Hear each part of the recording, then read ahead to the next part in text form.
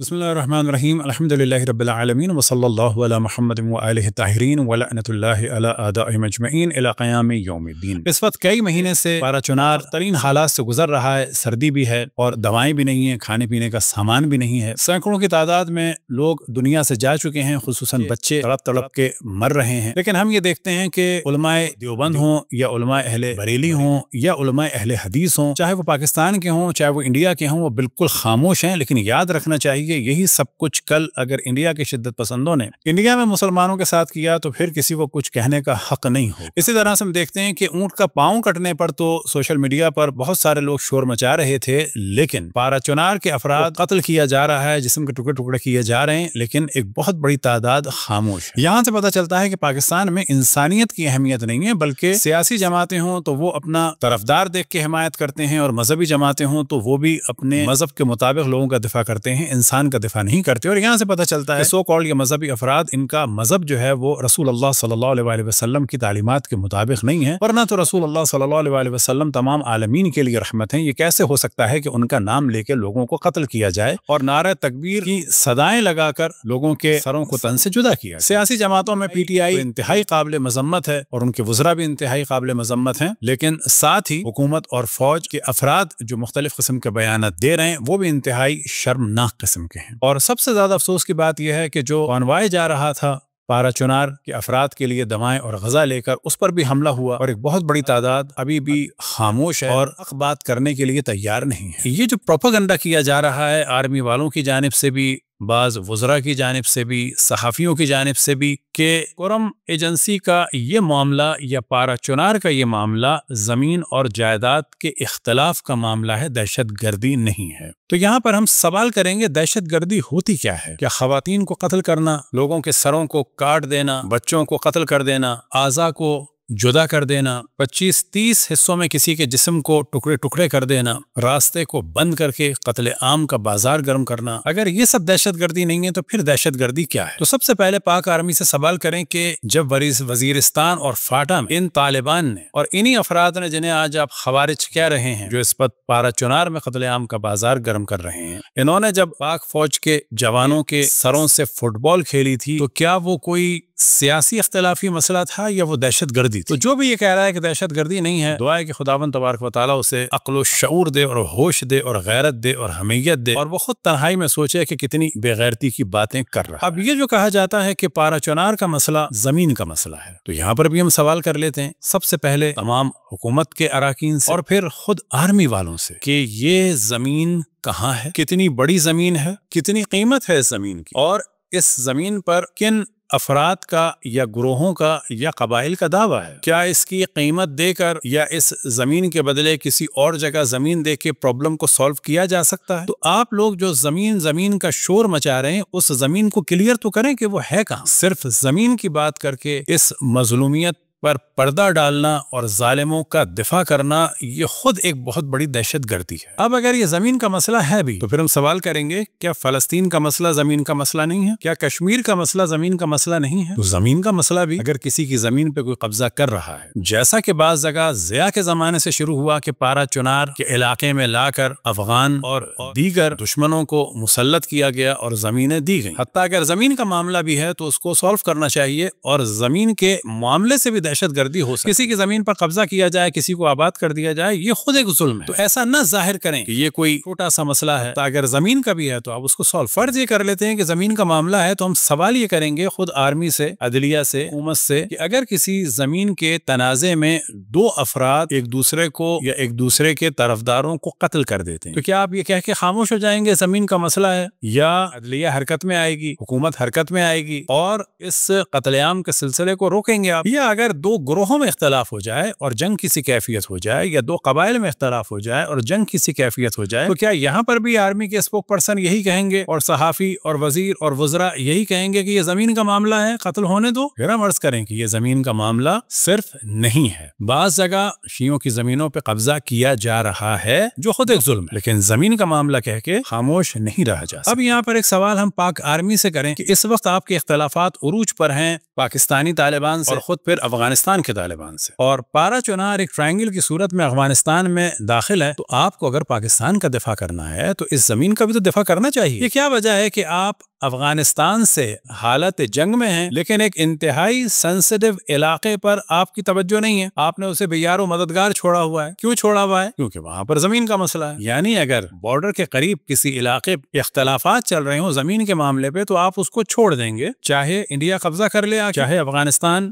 والے داخل ہو جائیں اور قبضہ کر لیں، چاہے پاکستان کے یہ طالبان داخل ہو جائیں اور وہاں پر قتل عام کا بازار گرم کریں. یہاں پر یہ چیزیں کلیئر ہونی چاہیے. آیا آرمی کو وہ زمین چاہیے مزید بزنس کرنے کے لیے، وہاں کے منرلز کا فائدہ اٹھانے کے لیے؟ تو پھر یہ کام نہ کریں، وہاں جائیں، وہاں پر کوئی بیس بھی بنائیں ایئر فورس کی، بلا شک کوئی کینٹ ایریا بھی بنائیں، وہاں پر مائننگ بھی کریں. لیکن اس طریقے سے زمین کو حاصل کرنا اگر یہ فرض کر لیا جائے تو قطعاً اگر یو ایس کو دینا ہے آپ کو یہ علاقہ تو بھی یہ طریقہ غلط ہے. اور اگر پی ٹی آئی کے اور آرمی کے کچھ افراد یہ چاہتے ہیں کہ خیبر پختونخوا اور اس کے کچھ علاقے دے دیے جائیں طالبان کو یا افغانستان والوں، اور اس سازش میں یہ لوگ شامل ہیں، اور وہ یہ چاہتے ہیں کہ اس سے پہلے کہ خیبر پختونخوا طالبان کو دیا جائے اس علاقے سے شیعوں کو نکال دیا جائے، تو اس حوالے سے بھی پاکستان کے سیاستدانوں کو اور خصوصاً آرمی والوں کو دیکھنا چاہیے، اپنے پاس افسروں پہ بھی نگاہ رکھنی چاہیے، پی ٹی آئی والوں کو بھی دیکھنا چاہیے. بلا شک اس معاملے میں پی ٹی آئی والے سب سے زیادہ قابل مذمت ہیں، خصوصاً گورنر خیبر پختونخوا، جو شخص بالکل خاموش اور کچھ بولنے کو تیار نہیں. اب ایک اور موضوع جس کی جانب توجہ دلائیں وہ یہ کہ یہ کہا جا رہا ہے کہ پارا چنار سے اسلحے کو ضبط کیا جائے. تو سوال یہ پیدا ہوتا ہے کہ پارا چنار میں تو اس وقت دوائیں بھی نہیں پہنچ رہی، کہاں سے اسلحہ آئے گا؟ اور جو اسلحہ ہے وہ تو پورے خیبر پختونخوا میں سب کے پاس ہے اپنے دفاع کے لیے، کیونکہ وہاں پر یہ رواج ہے. لیکن آپ یہ چاہتے ہیں کہ شیعوں سے اسلحہ لے لیا جائے اور پھر یہ دہشت گرد بھی حملہ کریں، اور پھر دوسری جانب سے افغانستان سے بھی حملہ. یہ بالکل ایسا ہے جیسے کہ کہا جائے کہ فلسطین اور اسرائیل دونوں سے اسلحے کو لے لیا جائے. یہاں پر یہ بات بالکل ایک حماقت کی بات ہے. کیوں کہ فلسطین کا محاصرہ ہے، ان کے پاس اسلحہ پھر نہیں آ پائے گا، اسرائیل کے پاس تو آ جائے گا. بس پارا چنار سے اگر آپ نے اسلحے کو لے لیا تو ہوگا کیا کہ پارا چنار پہ جب حملہ ہوگا وہ اپنا دفاع نہیں کر پائیں گے، اور دہشت گردوں کے پاس تو طالبان سے بھی اسلحہ آ جائے گا اور مختلف جگہ سے بھی اسلحہ. بس یہ جو بات کی جا رہی ہے، شاید کوئی بھی باغیرت آدمی کہ جو یہ دعویٰ کرے کہ اس کے پاس تھوڑا سا بھی شعور ہے، تھوڑی سی بھی عقل ہے، وہ یہ بات نہیں کر سکے کہ پارا چنار کو اسلحے سے پاک کر دیا جائے. ہاں آرمی کو چاہیے کہ وہ وہاں جائیں، کیمپ بنائیں، اسی طریقے سے وہاں پر کوئی بیس بنائیں اور پورے ایریے کو سیکیور کریں. اب اگر پورے ایریے کو سیکیورٹی دیں پھر تو یہ تصور کیا بھی جا سکتا ہے، لیکن اس عالم میں تو یہ تصور کیا ہی نہیں جا سکتا. جو بھی تاریخ سے واقف ہے وہ جانتا ہے کہ افغانستان سے ہمیشہ حملے ہوتے رہے. کبھی محمود غزنوی نے کیا، تو پھر ہم دیکھتے ہیں کبھی عبدالیوں نے کیا، تو کبھی مغلوں نے حملہ کیا. اسی طریقے سے آج تک یہ سلسلہ چل رہا ہے. پاک آرمی اس حال میں ہے، کیا کر رہے ہیں، کیا سوچ رہے ہیں، واقعاً بڑا تعجب ہوتا ہے. کیا ان کو اس چیز کا علم نہیں ہے کہ افغانستان والے یہ دعویٰ کر رہے ہیں کہ اٹک تک افغانستان ہے؟ کیا آپ کو اس چیز کا علم نہیں ہے کہ بہت سارے پاک آرمی کے ایسے لوگ ہیں جو پہلے طالبان کے ساتھ رہ چکے ہیں؟ کیا آپ کو اس بات کا علم نہیں ہے کہ پختونستان کا جو نقشہ ہے وہ اوپر سے شروع ہوتا ہے اور گوادر تک پہنچتا ہے؟ پاکستان آرمی کو چاہیے کہ ان چیزوں کے بارے میں سوچے، دقت کرے، جو غلطیاں کر دی ماضی میں انہیں قبول کرے اور مزید عوام سے دور نہ ہو. پہلے ایسٹ پاکستان کے حالات خراب ہوئے اور وہاں پر نادانیاں کی، بلوچستان کے حالات خراب کیے، جبکہ جو معاہدے قائد اعظم سے بلوچ رہنماؤں کے ہوئے تھے اس پہ عمل کرنا چاہیے. بلوچ بھی ہمارے بھائی ہیں، انہیں مارا جا رہا ہے، انہیں غائب کیا جا رہا ہے. کیا کبھی آپ نے نہیں سوچا کہ یہ افغان طالبان ان بلوچوں کو اس وقت مس یوز کر رہے ہیں؟ ان کی تعداد کم ہے، پہلے ان کے ذریعے سے بلوچستان کو توڑوائیں گے اور پھر ان بلوچوں کو بھی ماریں گے. جو کچھ اس وقت اسلام آباد میں ہوا، کتنے افراد مارے گئے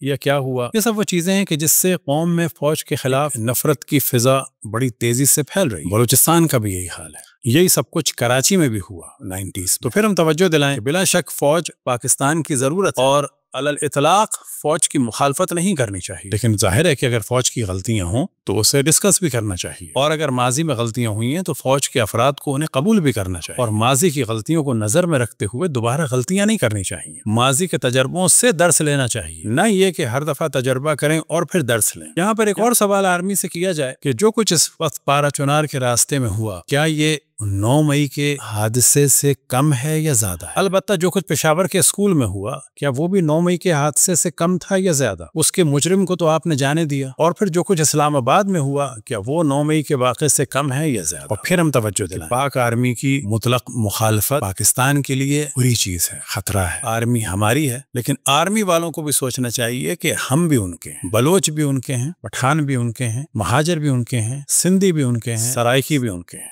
ये सब उनके। आर्मी अपने आप को अवाम से अलग ना समझे। गो के बाद जगह बिल्कुल अपने आप को अवाम से वो अलग समझते हैं, लेकिन नहीं समझना चाहिए। आर्मी भी इस्लामी कार्ड ना खेले। जिस तरह से इस्लामी कार्ड खेल के अमेरिका की खिदमत की रशिया के खिलाफ, फिर उसके बाद हजारों की तादाद में अफराद अमेरिका के लिए कत्ल हुए रशिया को निकालने के लिए। पाक आर्मी इसमें आलाकार बनी अमेरिका। फिर कभी हम देखते हैं कि इंडिया में छेड़छाड़ के लिए लश्कर तैयबा बनाते हैं, तो कभी जैश मोहम्मद बनाते हैं, तो कभी तहरीक लब्बैक पे हाथ रख रहे हैं, तो कभी गुट तालिबान और बैठ तालिबान का मसला होता है। तो ये काम ना करें, इस्लामी कार्ड न खेलें, बल्कि सिर्फ एक बात करें, और वो है पाकिस्तान और पाकिस्तानियों का दिफा। यहाँ पर हम आम आवाम से भी कहेंगे कि पाक आर्मी के खिलाफ नफरत आमेज बातें न करें, इल्मी तरीके से एहतराम के दायरे में हक़ाइक़ बयान करें। और पाक आर्मी वालों से भी कहेंगे कि वो आकर इन मौज़ूआत को डिस्कस करें। और ऐसा कोई नजरिया दुनिया में नहीं है कि उनके बारे में डिस्कशन नहीं किया जा सकता। उनके बारे में दूसरे भी डिस्कस कर सकते हैं, और खुद आर्मी वालों को भी डिस्कस करना चाहिए कि माजी में उनसे क्या गलती हुई, और माने कि हमसे गलती हुई, और फिर उस गलती का इजाला करें। और ये सोचें कि इस वक्त खैबर पख्तूनख्वा कहीं जुदा ना हो जाए, बलूचिस्तान जुदा ना हो जाए, और इस तरह से पाकिस्तान दोबारा कहीं इस शिद्दत पसंदी और नादानी की वजह से टुकड़े टुकड़े ना हो जाए। आखिर में फिर हम तवज्जो दिलाएं कि अमेरिका के लिए बड़ी जानें कुर्बान हुई रशिया को निकालने के लिए अफगानिस्तान से, और आज जो कुछ हो रहा है अफगानिस्तान में, पाक आर्मी देखे